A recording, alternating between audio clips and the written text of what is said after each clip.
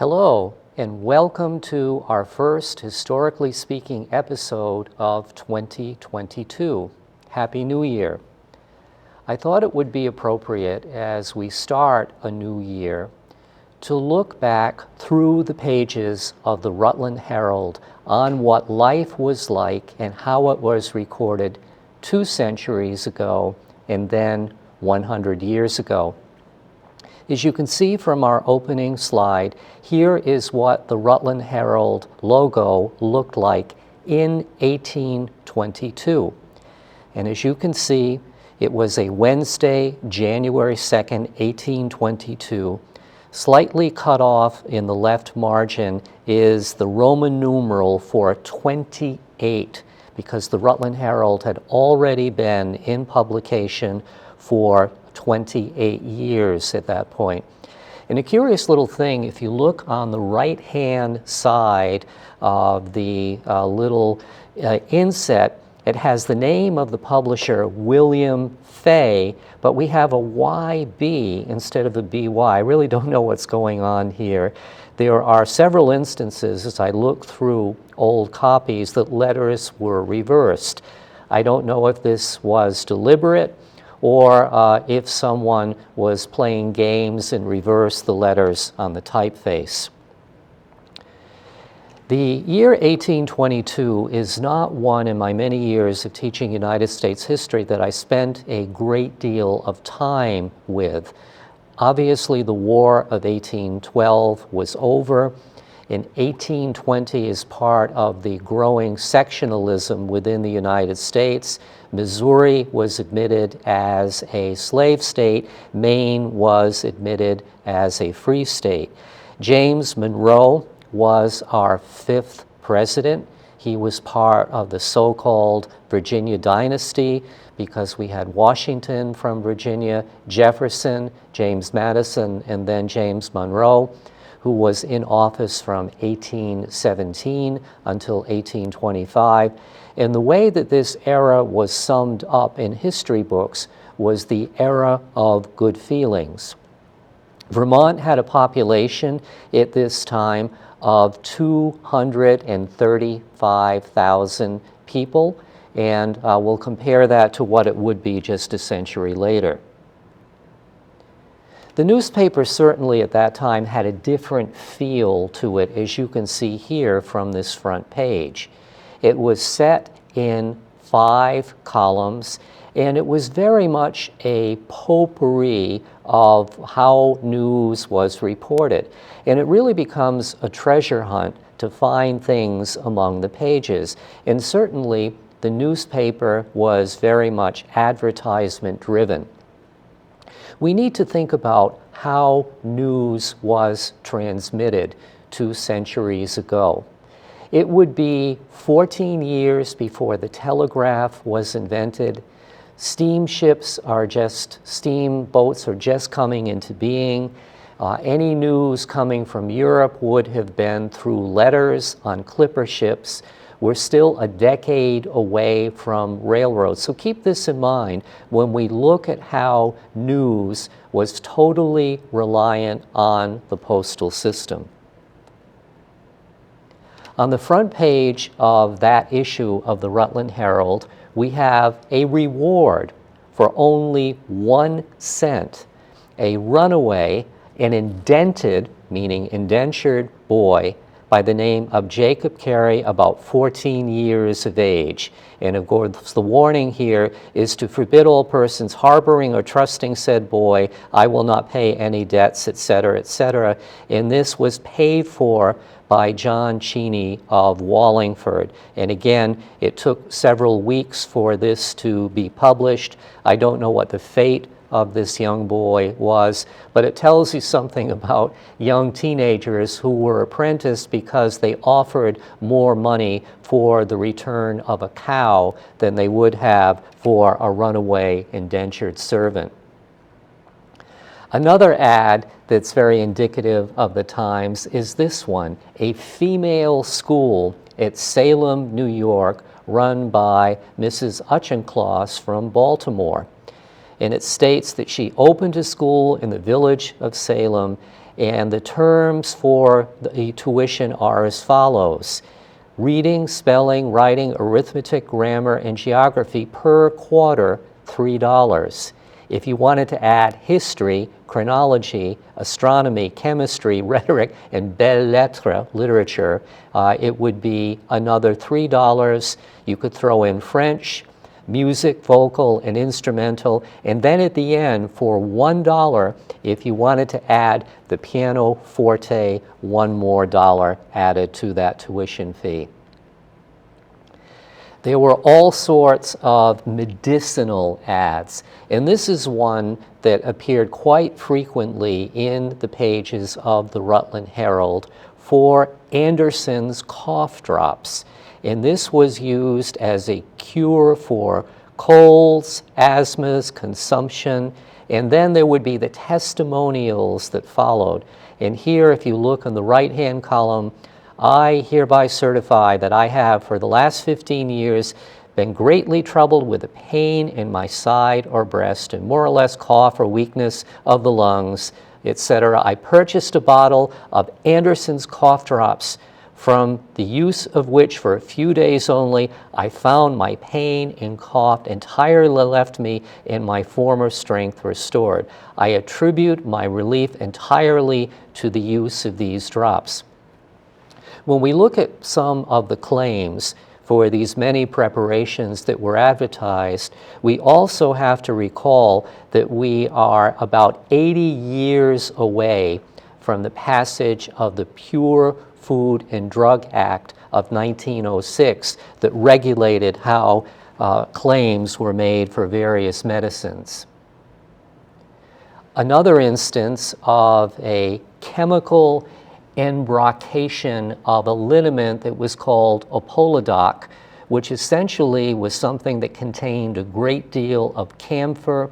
It was sold also with aromatic snuff, and it would be good for catarrh. There is a word that we don't hear anymore, and headache. Under that ad, we can see one of the latest books that was for sale at the Rutland bookstore just received Cummings' Geography and Atlas, the revised edition of 1821. We'll also see in other ads some books that were also available hot off the press in 1822. Here are some other books that were available at the Rutland bookstore.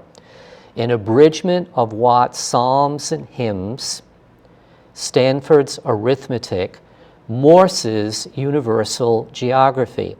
This was written by Jedediah Morse, who was Samuel Finley Breese Morse's father, and Morse is a familiar name to us because he would be the inventor of the telegraph and Morse's code. And we see here also being advertised Smith's Latin Grammar.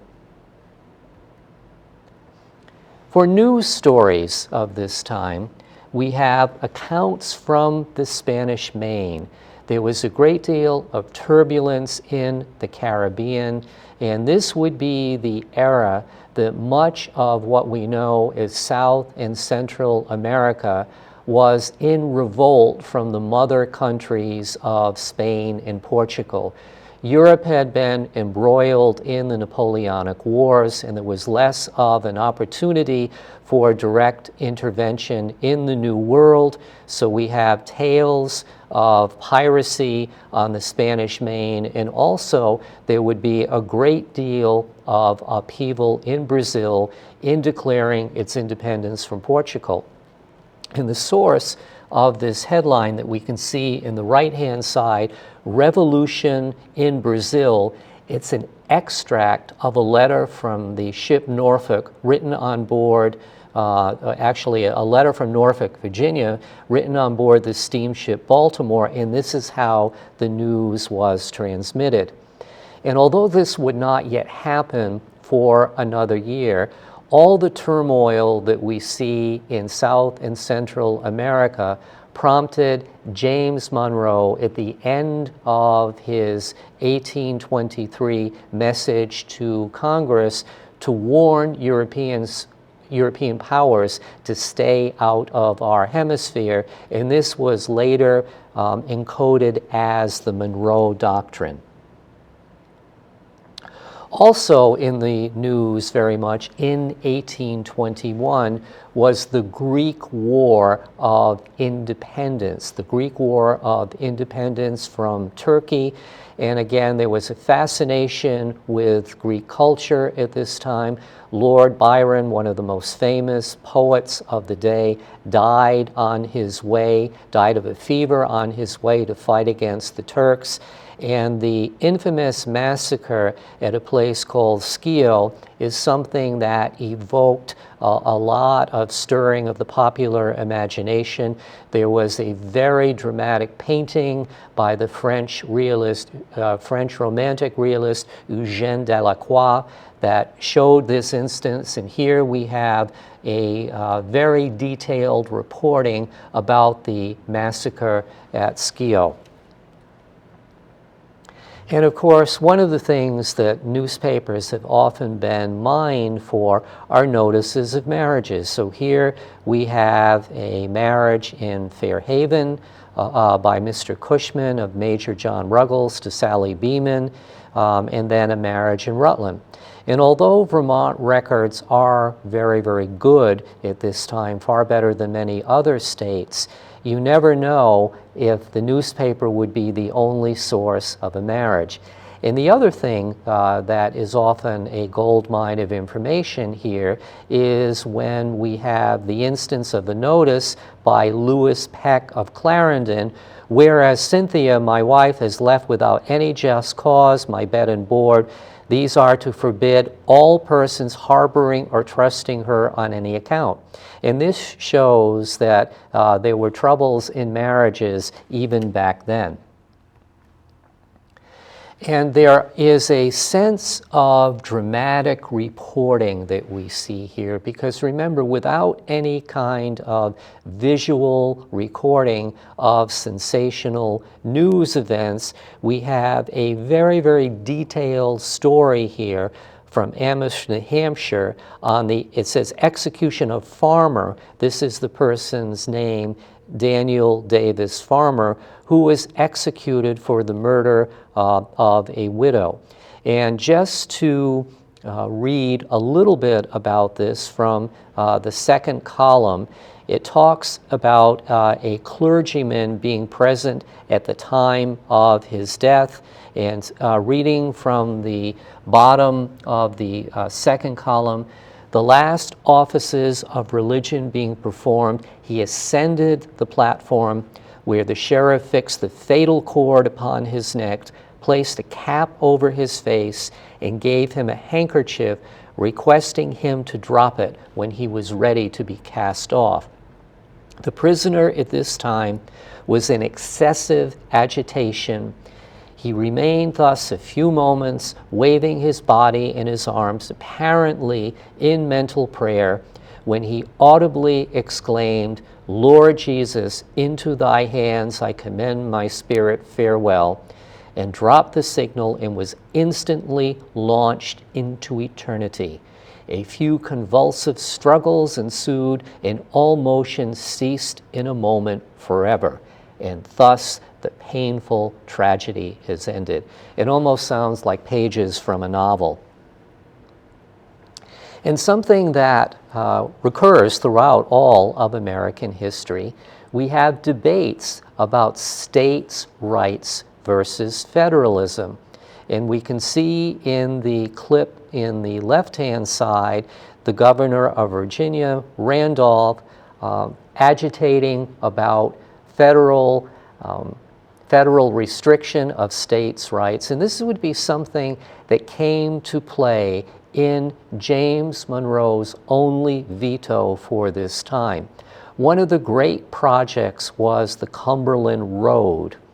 And this was something that was seeking federal funding. And Monroe vetoed this because he did not think it was within the power of the federal government to override state sovereignty. So as a result, this bill supporting the Cumberland Road, was vetoed. But a year later, the veto was reversed when Monroe was persuaded it would be in the best interest of the country to have an improved road system. And now we jump ahead a century to 1922, the presidency of Warren G. Harding, who was elected as the Republican president in 1920 with the campaign slogan of a return to normalcy.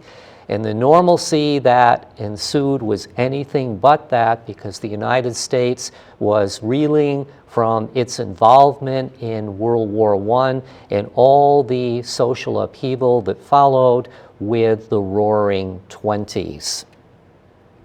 And this was the first headline of the Rutland Herald on Monday morning, January 2nd, 1922.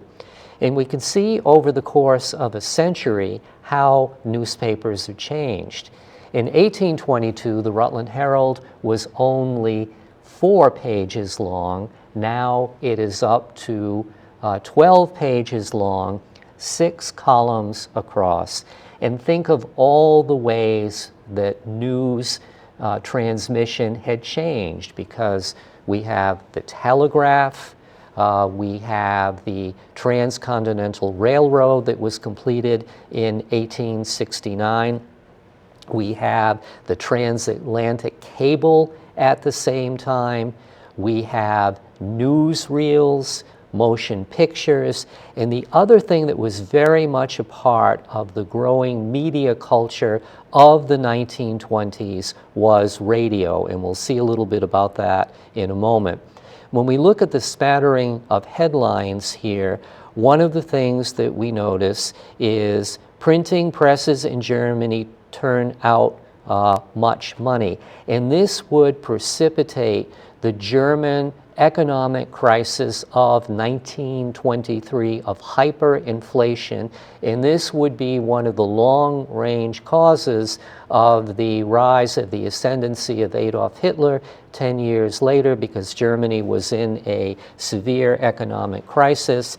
And throughout the 1920s, as we stated last year in a show that we made on Prohibition, New York has wet time celebrating New Year's in defiance of dry laws. Some of the international stories that would be covered in the Rutland Herald in 1922 is we have Italy's Minister of Finance asserts that the present financial crisis is isolated to Sconto Bank. We'll see in a few slides how Benito Mussolini, who assumed the premiership of Italy in 1922, how Benito Mussolini was portrayed initially in the press.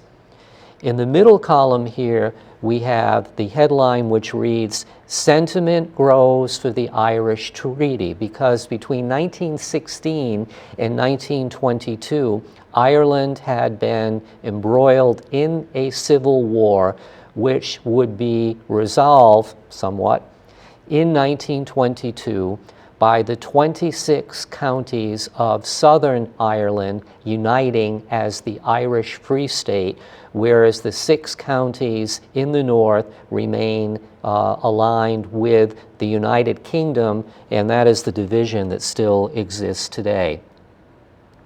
I love the ads that we see in the Rutland Herald. And in the early days of 1922, we see full-page, very, very descriptive ads.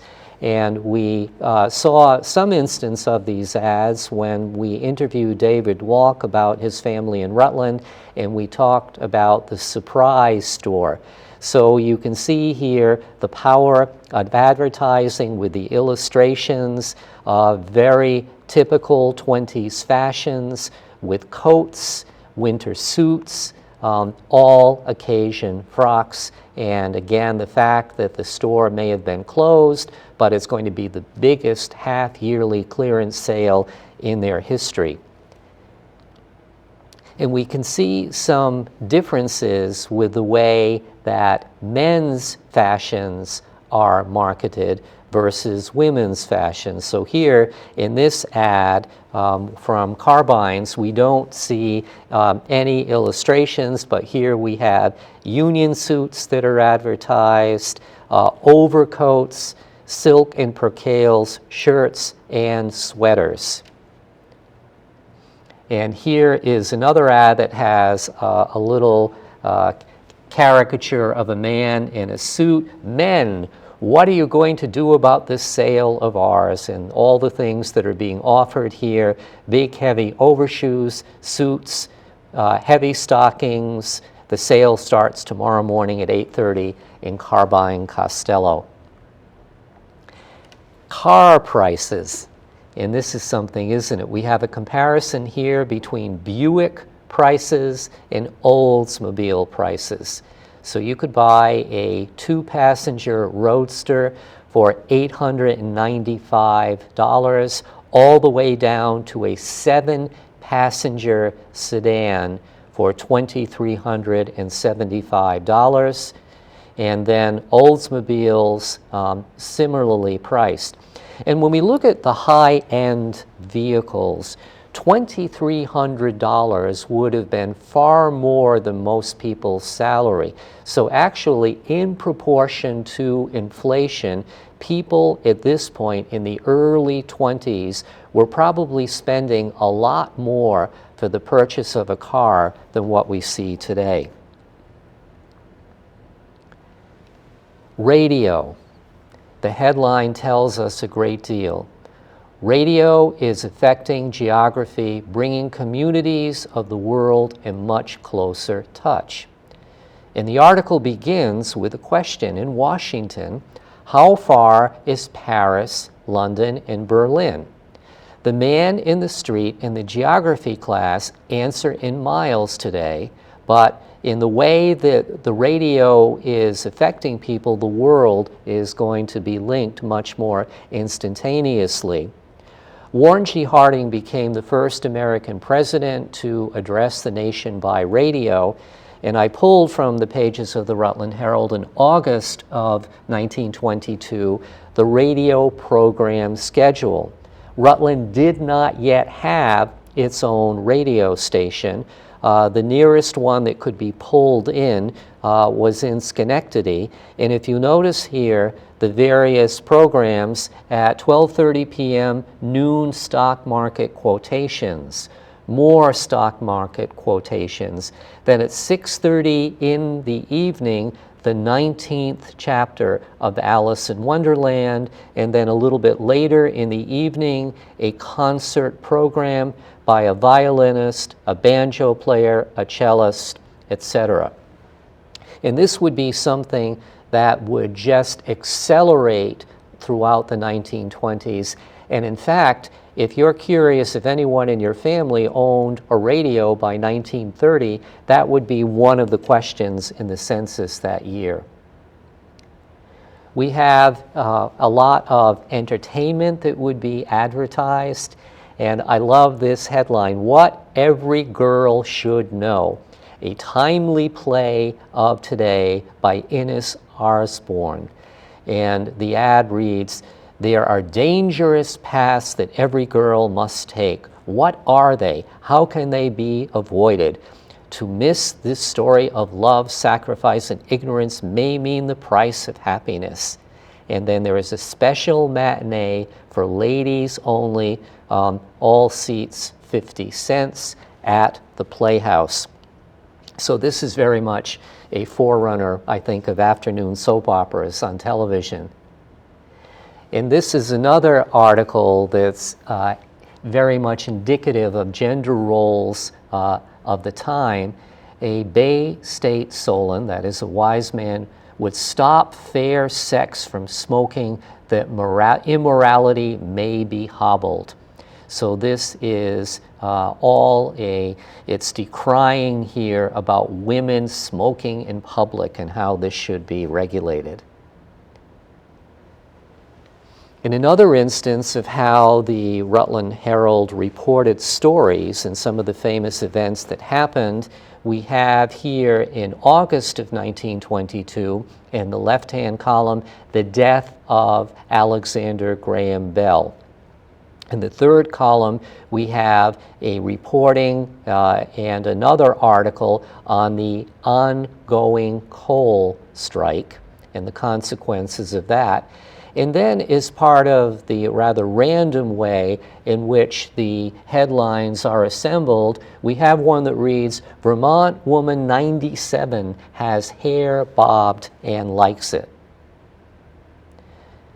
We have an effort of much better journalism with a history of the coal strikes, as we can see here, and how they would be brought to an end. This is not the kind of thing that you would have seen a century before. And one of the interesting stories that unfolds in 1922, juxtaposed here with a photograph, is the dedication of the Lincoln Memorial, the people that were involved. And from the Library of Congress archives, I pulled up a photograph of President Warren G. Harding in the middle. On his right, our left, is former President Big Bill Taft, who was by then a justice of the Supreme Court.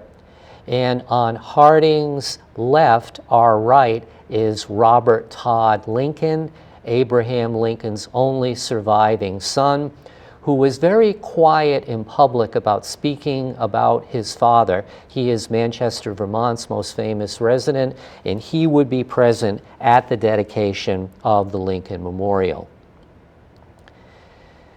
We all have images in our head about fascism in Italy, Benito Mussolini, considering that he would eventually become an ally of Hitler in World War II. But one of the things that is very different is we look back in time, the early headlines about Benito Mussolini were quite complimentary. So in one headline we have, "Mussolini, abstemious and strenuous worker. The Italian premier averages to work 18 hours daily, eats little, drinks less." And then in the other headline, that Benito Mussolini is an accomplished linguist. He speaks Italian, French, German, and English, formerly a professor of English. And I think when we look back at well-known historical figures, or villains as they may be transformed, it's really enlightening to see that they might not have been portrayed in the same way at the beginning of their political careers. One of the things that was very prevalent in the Rutland Herald of 1922 is a looking back in time. So from 1922, the Rutland Herald looked back to things that happened a century previously. So here we have from Paris, the French observing the centenary of the great scientist and bacteriologist Louis Pasteur. And also, it would mark the centennial of U.S. Grant, Ulysses Simpson Grant, who was born in 1822, and we have here the various milestones in his life. And one of the interesting last stories that I pulled up is the way that flying ships were the way that that mails were transported from ships to what we know as the Pony Express. So there you have it, a worlds apart from us today, and yet some similar themes that are very much with us today. And I look forward to another year of presenting these episodes to you of Historically Speaking. Thank you.